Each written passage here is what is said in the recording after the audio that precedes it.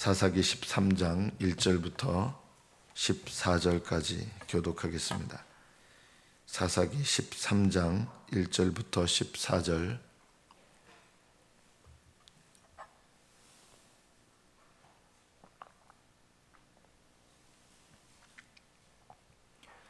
(1절부터) 교독합니다. 이스라엘 자손이 다시 여호와의 목전에 악을 행하였으므로 여호와께서 그들을 40년 동안 블레셋 사람의 손에 넘겨주시니라.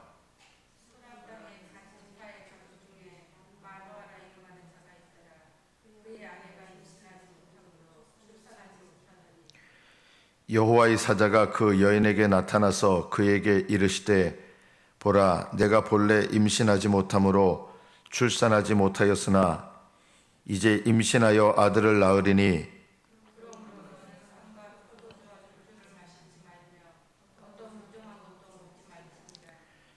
보라, 네가 임신하여 아들을 낳으리니 그의 머리 위에 삭도를 대지 말라. 이 아이는 태에서 나옴으로부터 하나님께 바쳐진 나실인이 됨이라. 그가 블레셋 사람의 손에서 이스라엘을 구원하기 시작하리라 하시니,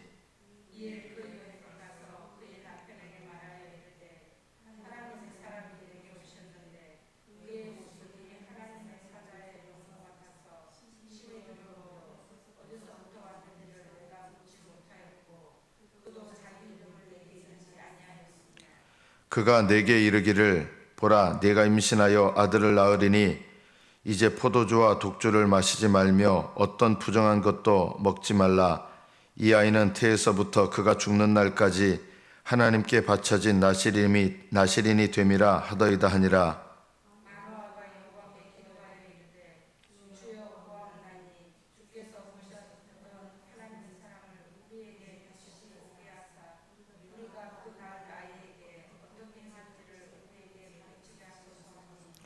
하나님이 마노아의 목소리를 들으시니라.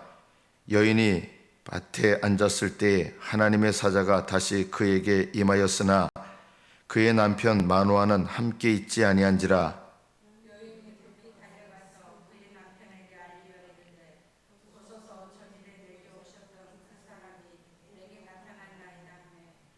마노아가 일어나 아내를 따라가서 그 사람에게 이르러 그에게 묻되, 당신이 이 여인에게 말씀하신 그 사람이니까 하니, 이르되 내가 그로다 하니라.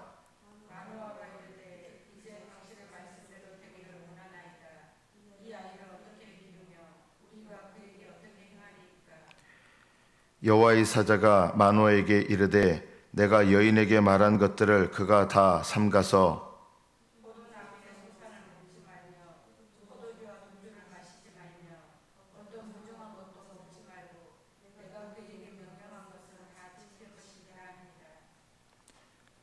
여기까지 받들어 읽겠습니다.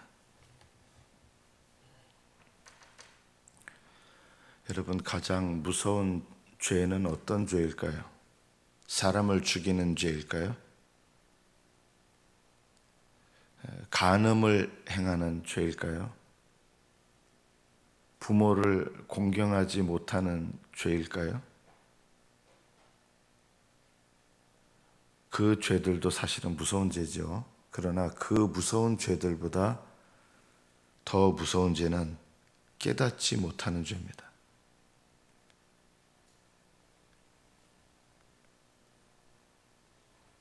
깨닫지 못하는 죄가 가장 무서운 죄입니다. 이 깨닫지 못하는 죄를 다른 말로 표현하면 회개하지 않는 죄라고 할 수 있습니다. 죄는 크게 두 종류의 죄가 있습니다. 회개하는 죄가 있고 회개하지 않는 죄가 있습니다. 여러분, 이 세상의 모든 사람들은 다 선한 사람은 한 명도 없습니다. 죄인입니다. 그러나 천국과 지옥이 갈라지게 되죠. 그 차이가 뭡니까? 다 죄인인데 왜 누구는 천국에 가고 누구는 지옥에 갑니까? 용서받는 죄인이 있고 용서받지 못하는 죄인이 있기 때문입니다. 천국에 가는 착한 사람은 단 한 명도 없습니다. 착해서 하늘 날아가는 사람은 한 명도 없습니다. 지금까지 단 한 명도 없었습니다. 물론 정확히 말하면 딱 한 명 있었습니다. 착해서 하늘나라 가시는 분은 딱 한 명입니다. 예수님 한 분밖에 없습니다. 의인은 없나니 한 명도 없습니다. 천국에 들어갈 만한 의인은 단 한 명도 없습니다. 여러분이 의로워서 천국에 가지 않습니다.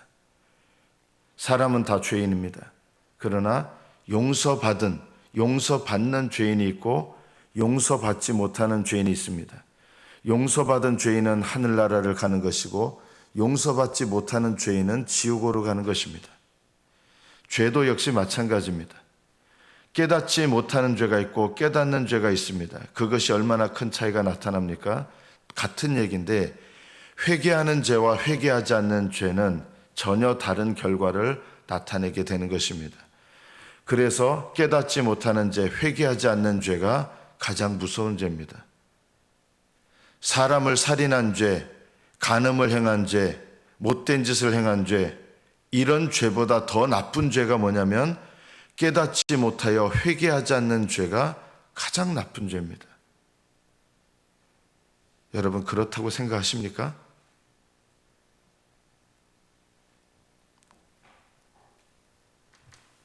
깨닫지 못하는 죄, 회개하지 않는 죄의 대표적인 죄가 뭔지 아십니까? 원래는 그런 죄가 아니었는데 점점 그런 죄가 되는 죄가 있어요. 깨닫지 못하게 되고 점점 회개하지 못하게 하는 죄. 그게 바로 반복되는 죄입니다. 반복되는 죄는 그 죄가 반복될수록 깨닫지 못하게 만들고 회개하지 못하게 만들게 되는 것입니다. 여러분이 살아가면서 누군가를 죽이는 일, 실제로 죽이는 일은 거의 없을 거예요. 그런 살인은 별로 없을 거예요. 그런데 그 살인보다 더 무서운 게 뭐냐면요, 영적으로 다른 사람을 죽이면서 깨닫지 못하는 죄, 영적으로 다른 사람을 죽이면서 회개하지 않는 죄가 더 무서운 죄입니다. 그래서 형제를 미워하는 자는 용서받지 못합니다. 아직 어둠에 있는 자라고 하신 것입니다.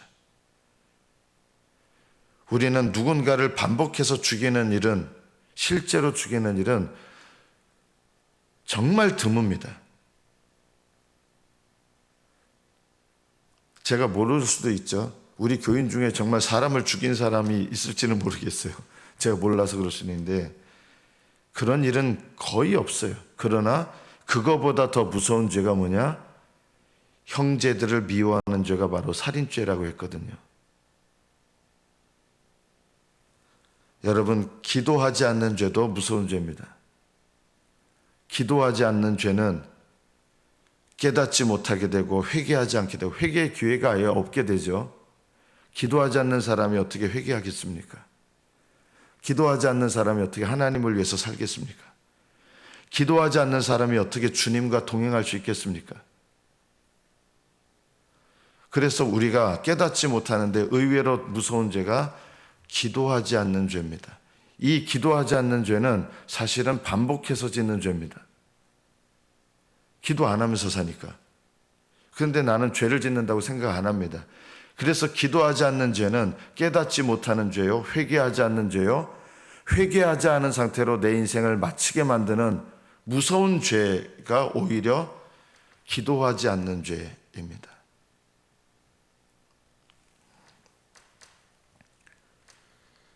이스라엘 백성들이 또다시 여호와의 목전에 악을 행하였습니다. 여기서 말하는 악은 우상 숭배를 또 한 거죠. 사람은 편해지면 하나님을 잊어버려요. 편해지면 우리는 이렇게 되죠. 기도 안 해요. 급한 일이 생기면 기도하고요, 급하지 않으면 기도 안 해요. 여호와의 목전에 또다시 악을 행합니다. 그때 우리가 알고 있는 삼손의 아버지 이름이 마노아거든요. 마노아의 부인, 마노아의 아내에게 한 분이 나타나십니다. 여호와의 사자가 나타납니다. 제가 누차 말씀드리지만 여호와의 부모에게 나타났던 이분은 천사가 아닙니다. 예수님이십니다. 진짜 예수님이십니다.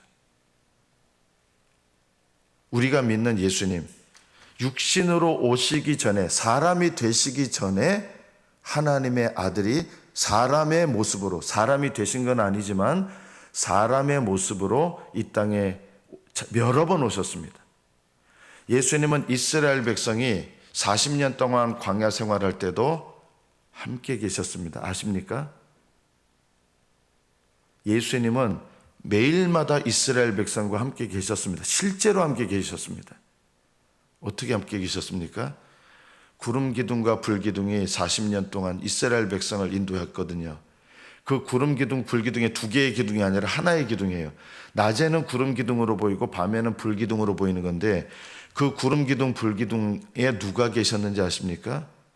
예수님이 계셨습니다.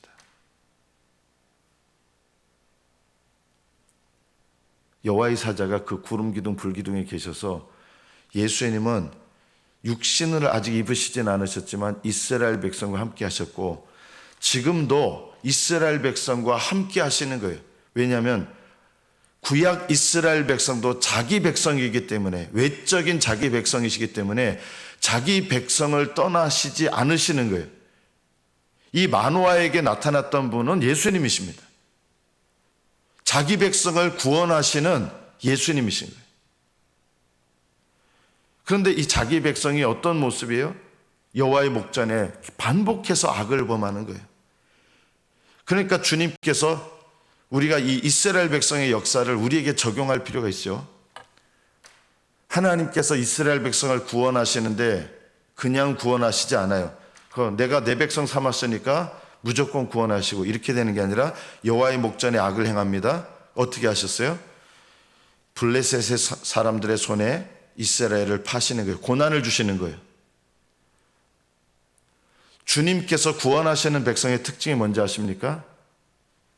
하나님 앞에 죄를 범하면 고난을 주십니다. 자기 백성이 아닌 사람은 어떻게 하는지 아세요? 그냥 내버려 두십니다. 주님께서 구원하시는 자기 백성은 어떻게 하시느냐? 그냥 내버려 두시지 않고 이방인들의 손에 파시는 거예요. 파신다는 말은 징계를 주시고 고난을 주시는 거예요. 이거는 영광스러운 게 아니라 깨달으라고 주시는 고난이요, 깨달으라고 하시는 징계예요. 주님께서 함께 하셔서 구원하시는 자기 백성의 특징이 뭔지 아십니까? 그냥 내버려 두시지 않아요. 여러분, 그냥 내버려 두시는 사람은 오히려 무서운 거예요. 주님께서 그냥 내버려 두는 사람은 자칫하면 불쌍한 사람이 되는 거예요. 왜냐하면 깨닫지 못하는 죄, 회개하지 않는 죄에 있는데 그걸 그냥 내버려 두십니까? 아니에요. 오히려 구원하시는 자기 백성은 이방인의 손에 파시는 거예요. 죄를 범할 때 고난이 와요. 내가 하나님 앞에 기도 생활도 안 하고 하나님을 제대로 믿지 않고 외적인 신앙생활하고 이러는데 아무 일도 안 일어나요. 여러분, 이게 무서운 거예요. 이런 사람은 오히려 불쌍한 사람이 되기가 쉬워요. 오히려 하나님께서 내게 자녀 고난 주시고 물질 고난 주시고 육체 고난 주셔서 깨닫게 하시는 것이 오히려 자기 백성을 찾아오시는 하나님의 구원 방법이라는 걸 알아야 돼요.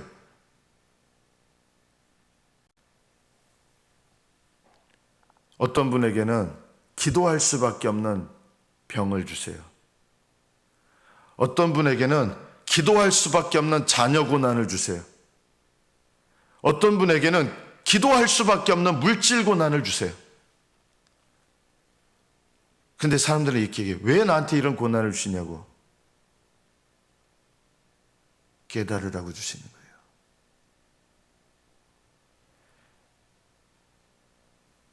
여러분의 몸에 질병이 있거나 약함이 있거나 이유 없이 이상하게 돈이 빠져나가고 돈을 잃어버려서 돈 때문에 허덕허덕하고 정말 아무리 내가 애를 써도 안 되는 자녀 고난 때문에 너무나 고통스럽고 왜 이런 것을 주시느냐? 이런 것이 바로 여러분 이스라엘 백성을 이방인의 손에 파셔서 그 고난과 그 징계를 통해서 하나님 앞에 다시 부르짖게 하신 것처럼 하나님께서 나에게 깨닫는 고난을 주셔서 나로 하여금 깨닫고 돌이키게 하시는 거예요. 제일 무서운 죄가 뭐라 그랬습니까? 깨닫지 못하는 죄, 회개하지 않는 죄. 점점 죄를 반복하면서 무디어져서 깨닫지 못함과 회개하지 아니함으로 나가는 죄. 그래서 반복되는 죄야말로 무서운 죄예요. 반복되는 죄에 처음에는 막 잘못했어요 이러다가 반복되면 나중에는요 무디어져 버려요. 그래서 반복되는 죄가 무서워요. 또 왜 무서워요? 반복되는 동안 하나님과 친밀한 관계, 주님과 동행하는 신앙생활은 거의 어렵기 때문입니다. 반복되는 죄를 계속 범하면서 주님과 동행하는 신앙생활이 가능합니까?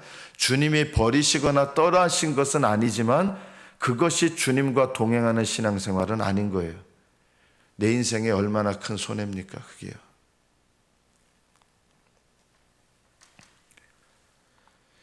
주님께서 왜 특별히 이 삼손을 낳게 하시는데, 여러분 굳이 머리 안 기른다고 해서 삼손 머리를 잘랐다고 해서 하나님께서 능력을 나타내시지 않는 거 아니잖아요. 왜 이런 특별한 방식으로 자녀를 낳게 하셨을까요? 부모에게 나타나셔서 머리에 삭도를 대지 마라. 삼손은 죽을 때까지 단 한 번도 머리를 깎은 적이 없어요. 근데 한 번 깎였죠. 여자한테 넘어가가지고. 들릴라라고 하는 여자가 그냥 대머리를 만들어버렸어요. 그래서 한 번 깎여버렸어요. 머리를 깎지 마라. 나시린이죠, 나시린. 이 나시린이라는 말은 왜 삼손을 나시린으로 구별하셨을까요? 주님께서요. 기드온은 머리 깎지 말라 이런 명령 없었잖아요. 포도주와 독주 마시지 마라 이런 명령 없었잖아요. 그런데도 하나님은 기드온을 통해서도 이스라엘 백성을 구원하셨는데, 왜 하나님은, 우리가 성경적인 역사를 분별할 필요가 있어요. 왜 만화의 부모에게 나타나서 나실인으로 구별해서 포도주와 독주를 마시지 못하게 하고 또 머리에 삭도를 대지 못하게 하고 부정한 것은 전혀 먹지 못하게 하셨을까요? 성경이 말씀하는 부정한 것 전혀 먹지 못하게 했어요. 뭐 돼지고기, 개고기 이런 거 못 먹었어요. 삼손은 개고기 안 먹었어요. 돼지고기 안 먹었어요. 성경이 말하는 장어 요리 안 먹었어요. 삼손은 추어탕 안 먹었어요. 이건 다 성경이 금하는 음식들이에요. 구약에서. 왜 이렇게 하셨을까요? 먹지 말라고 하는 음식 한 번도 안 먹었어요. 삼손은요, 적어도. 왜 이렇게 나시린으로 구별하게 하셨을까요? 하나님의 구원 역사를 여러분 아실 필요가 있어요. 여호와의 사자가 이 부모에게 나타나서 삼손을 나시린으로 구별한 것은 그 말씀을 하신 여호와의 사자께서 장차 자기 백성을 구원하시려고 어떤 분으로 오신다는 계시예요? 예수님이 나시린으로 오신다는 계시입니다. 여러분, 이 속에서 예수님을 발견할 수 있어야 돼요. 아브라함에게 독자 이삭을 계시하셨어요. 예수님이 오셔서요. 아브라함을 직접 만나서 아브라함은 예수님 만났습니다. 직접이요. 세 사람이 나와서 그 중에 한 분은 가운데 분이 예수님이세요. 그래서 독자 이삭을 주님께서 이렇게 약속하신 거예요. 네 아내가 너에게 아들을 낳을 것이다 하면서 독자를 낳을 텐데, 그 계시를 왜 하십니까? 그 계시를 하셨던 예수님이 독생자 예수님으로, 하나님의 아들, 독생자로 이 땅에 오셔서, 독생자는 단순히 하나님의 아들이시라는 뜻만이 아니라 이 땅에 태어나신 그분이 독생자라는 거예요. 예수님은 원래 하나님, 유일하신 하나님 아들이세요. 그런데 사람으로 오신 그분이 독생자, 약속의 아들로, 약속을 이루실 아들로 독생자로 이 땅에 오신 거예요. 하나님 아들이시기 때문에. 사람으로 오셨는데 하나님 아들이세요. 그래서 사람이신 그분이 독생자세요. 이삭을 계시하신 이유는 이삭을 계시하셨던 그분이 독생자로 오신다는 것을 계시하신 거고요. 삼손을 나시린으로 계시하신 이유는 예수님께서 이 땅에 나시린으로 오시는 거예요. 그래서 예수님을 어떤 분이라고 우리가 부릅니까? 나사렛 예수라고 하잖아요. 예수님 자라나신 곳이 나사렛이니까 나사렛 예수죠. 그것이 우연이 아니에요. 나사렛 예수라는 말은, 나사렛이라는 말은 나지르라는 말에서 나온 말입니다. 이 나지르라는 말이 바로 나시린이 나지르인이에요. 나지르인. 그래서 나사렛 사람이란 뜻이에요. 삼손은 나사렛 사람이에요. 나사렛 사람으로 예수님이 이 땅에 오셔서 구별되신 거예요. 자기 몸을 구별하셔서 십자가에 구별된 그 몸을 들이시는 거예요. 자기 몸을 구별하셔서 우리 죄를 위하여 그 몸을 들이신 거예요. 자기 몸을 태어날 때부터 십자가에서 죽으실 몸으로 구별하셔서 나시린이 되셔서 우리를 위하여 그 몸을 하나님께 드리신 거예요. 그 구원의 역사를 이 삼손을 통해서 하나님은, 주님은 미리 계시하신 거예요. 그래서 삼손에게 포도주도 독주도 막지 못하게 하고 구별된 나신으로 살게 하신 거예요. 왜 이렇게 살게 하셨어요? 예수님은 이 땅에 태어나실 때부터 우리의 죄를 담당하실 분으로 구별되신 나시린이기 때문입니다. 죽으려고 오신 분입니다. 우리가 오늘 본문에서 깨달아야 될 것이 있습니다. 삼손의 부모의 아무한테나 이렇게 태어나게 하신 게 아니에요. 여러분, 나시린으로 오신 예수님은 요셉과 마리아에게 오셨잖아요. 이 두 분의 신앙의 모습이 어때요? 아무렇게나 보내시지 않아요. 믿음의 가정에 예수님을 보내시고, 예수님 보내시는 믿음의 가정을 또 준비하셔서 보내시는 거예요. 삼손도, 나시린이신 예수님을 상징하는 이 삼손도 누구에게 보내시는지 아십니까? 수태를 임신하지 못하는 가정이 있었어요. 마노아의 가정이. 그런데 이 마노아의 모습 보면 문제가 있으면 하나님께 기도하여서 하나님께 구체적으로 기도해요. 이것은 뭐예요? 기도하는 가정인 거예요. 하나님께서 여러분의 자녀를, 하나님의 자녀를 여러분에게 맡기셨는데 우리는 자녀를 위해서 이 마노아의 부모처럼 기도하는 부모입니까? 자녀를 위해서 속을 끓는 때가 있잖아요. 그런데 하나님께 기도합니까? 맨날 속을 끓어서 속을 끓는데 기도는 안 해요. 이 마노아의 부모는 아내한테 먼저 나타났어요. 그 다음에 아내한테 얘기를 전해 들었는데 마노아가 기도합니다. 이분이 예수님이신데 그분을 다시 우리에게 보내주셔서 그분으로 하여금 우리가 이 아이를 어떻게 길러야 될지 세 가지는 들었어요. 머리에 삭도 대지 마라. 부정한 거 먹게 하지 마라. 그리고 포도주와 독주를 마시게 하지 마라. 이 세 가지 외에도 그럼 하나님께서 보내신 이 사람을 어떻게 길러야 되겠습니까?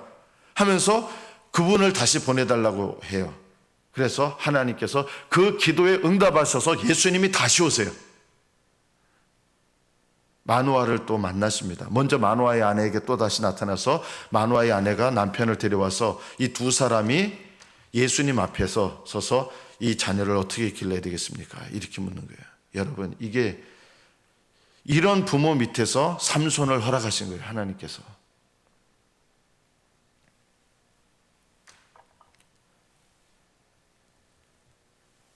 그분이 오시니까 당신의 말씀대로 되기를 원합니다. 우리가 이 아이를 어떻게 기르며 우리가 그에게 어떻게 행하리까? 당신이 우리에게서 태어나게 하시는 아들을 우리가 어떻게 기릅니까? 가르쳐 주십시오. 이러면서 기도하는 거예요. 포도나무 소산 먹지 말고 포도주와 독주 마시지 말고 어떤 부정한 것도 먹지 말고 그 다음에 또 한 가지 내가 그에게 명령한 것은 다 지킬 것이니라. 그에게 명령한 것은 다 지킬 것이니라. 이러면서 이제 내일 본문이 또 계속 이어집니다. 처음에는 이분이 누군지 몰랐습니다. 그리고 나중에 이분이 여호와라는 것을 알게 됩니다. 이분은 여호와입니다. 여호와의 사자입니다. 다른 말로 말하면 예수님이십니다. 예수님은 자기 백성의 역사를 떠나신 게 아니에요. 40년 동안 이스라엘 백성을 블레셋의 손에 파셨어요. 오늘 본문에서 우리가 마지막으로 기억할 것은 이것입니다. 삼손을 보내셨는데 그를 통해서 구원하기를 시작하셨다 그랬어요. 구원하기를 완성하신 게 아니에요. 구원하기를 시작하셨습니다. 그가 5절 뒷부분에요. 블레셋 사람의 손에서 이스라엘을 구원하기 시작하리라. 왜 시작하리라 그랬을까요? 삼손은 구원을 시작했지만 완성하지 않았어요. 블레셋 사람의 손에서 40년 동안 고통을 받는데 삼손 통해서 블레셋 사람의 손에서 완전히 벗어났습니까? 삼손이 죽을 때 3,000명 죽었는데 블레셋이 망하지 않았어요. 그래서 그 블레셋이 크게 타격을 입었지만 그 블레셋은 여전히 이스라엘 백성을 계속해서 괴롭힙니다. 언제까지 괴롭히는지 아십니까?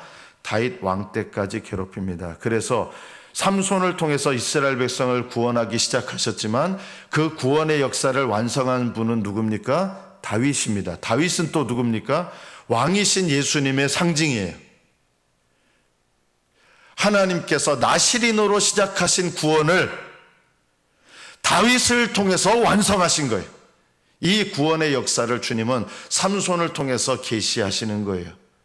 왕으로 오신 예수님께서 블레셋을 완전히 무너뜨리시고 블레셋의 손에서 이스라엘 백성을 구원하는데 그 구원의 끝의 역사가 블레셋 사람의 손에서 고통받은 40년 기간이란 걸 아셔야 돼요. 그 40년의 마침이 뭔지 아십니까? 다윗이 블레셋을 완전히 격퇴시킨 거예요. 우리는 예수님을 믿어 구원받기 시작했습니다. 성령이 우리에게 오셔서 구원받기 시작했습니다. 저절로 구원되는 거 아닙니다. 예수님의 십자가로 구원하셨지만 성령님을 우리에게 보내셔서 하나님은 우리에게 이루신 구원의 역사를 우리에게 완성해 가십니다. 그래서 구원의 역사를 완성하시는 사람의 특징이 뭐냐? 성령님을 따르는 것입니다. 여러분 이것을 기억하십시오. 삼손으로 시작한 구원이 다윗으로 완성되는 것처럼 예수님의 십자가의 죽음과 부활을 통해서 우리에게 시작하신 구원이 성령님의 역사를 통해서 완성되는 것입니다. 날마다 성령을 좇아 행하십시오. 말씀을 따라 사십시오. 날마다 하나님 앞에 깨닫고 회개하면서 성령의 인도하심을 따라 사십시오. 이런 사람들이 바로 참된 구원의 백성이요 영원한 하늘나라로 들어갈 사람들이요 하나님께서 슬기로운 다섯 처녀로 구별하는 사람들입니다. 성령을 좇아 행하십시오. 우리 속에서 구원을 시작하신 주님의 구원의 역사를 따라 지금도 구원의 역사를 이루시는 성령님의 인도하심을 따라 구원에 참여하시고 하나님께서 우리를 부르시는 그날까지 이 구원의 역사가 끊이지 아니하고 날마다 저와 여러분에게 이루어지기를 예수님의 이름으로 축복합니다. 기도하겠습니다.